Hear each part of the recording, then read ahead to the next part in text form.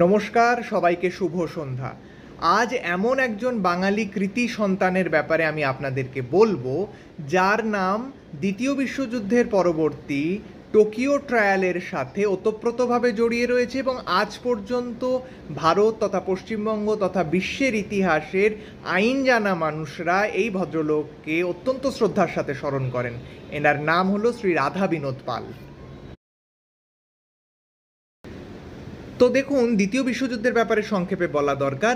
এই বিশ্বযুদ্ধে অ্যাক্সিস পাওয়ার হিসেবে জার্মানি, জাপান এবং ইটালি একদিকে ছিল, কিন্তু তাদের প্রতিপক্ষ আমেরিকা 1945 সালের অগস্ট মাসে জাপানের হিরোশিমা নাগাসাকি শহরের উপর পরমাণু বোমা বিস্ফোরণ ঘটায়, দেশটাকে সম্পূর্ণরূপে ছারখার করে দেয় এবং পরের মাস অর্থাৎ সেপ্টেম্বর 1945 সালে জাপান আত্মসমর্পণ করতে বাধ্য হয়। এর পরবর্তীতে বিজয়ী পক্ষ জাপানের যে সমস্ত মানুষরা শুরু থেকে যুদ্ধের পরিকল্পনার সাথে সরাসরি যুক্ত ছিলেন তাদেরকে চিহ্নিত করে শাস্তি দানের জন্য একটি ট্রাইব্যুনাল গঠন করে, যার নাম ছিল International Military Tribunal for the Far East, এবং এই প্রক্রিয়াকে টোকিও ট্রায়ালও বলা হতো। ঠিক আছে, এই টোকিও ট্রায়ালে সারা বিশ্বের গণ্যমান্য বিচারকদের সামিল করা হয়েছিল, যার মধ্যে ব্রিটিশ শাসিত ভারতের, যদিও ভারত ব্রিটিশ শাসিত থাকা সত্ত্বেও দ্বিতীয় বিশ্বযুদ্ধে ব্রিটিশদের বিরোধিতা করেছিল, সেই ভারতীয় একজন বিশ্ববিখ্যাত আইনজীবী রাধা বিনোদ পাল, যিনি বিচারক ছিলেন সেই সময়তে, তাকেও এই ট্রায়ালে সামিল করা হয়েছিল। তো বিচারপতি রাধা বিনোদ পাল টোকিও ট্রায়ালের 3জন এশিয়ান বিচারপতির মধ্যে অন্যতম ছিলেন এবং রায়দান প্রক্রিয়ার সময় নেদারল্যান্ড ও ফ্রান্সের বিচারকদের সাথে ইনি তৃতীয় ডিসেন্টিং বিচারক ছিলেন।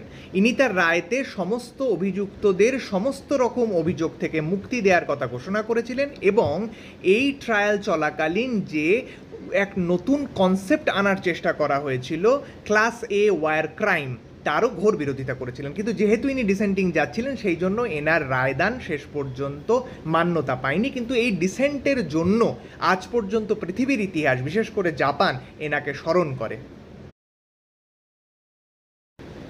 তো বিচারপতি পালের ব্যাপারে সংক্ষিপ্ত কিছু তথ্য: 1886 সালে বাংলাদেশে জন্মগ্রহণ করেন, 1967 সালে কলকাতায় মারা যান, পদ্মবিভূষণ উপাধিতে ভূষিত হয়েছিলেন, পড়াশোনা কলকাতায় ছিল, 1922 সালে ভারতের ইনকাম ট্যাক্স অ্যাক্ট বানানোর সময় অগ্রণী ভূমিকা নিয়েছিলেন, 1923 থেকে 1936 পর্যন্ত ইনি কলকাতার ল কলেজের অধ্যাপনা করেছেন। এর মধ্যে 1927 সালে ব্রিটিশ গভর্নমেন্টের লিগ্যাল অ্যাডভাইজার নিযুক্ত হয়েছিলেন, 1941 সালে কলকাতা হাইকোর্টের বিচারপতি হন, 1944 সালে কলকাতা বিশ্ববিদ্যালয়ের উপাচার্য হন, 1946 সালে টোকিও ট্রায়ালের একজন অ্যাক্টিভ মেম্বার হন এবং 1952 থেকে 1966 পর্যন্ত ইউনাইটেড নেশনের ইন্টারন্যাশনাল ল কমিশনেরও একজন সদস্য ছিলেন।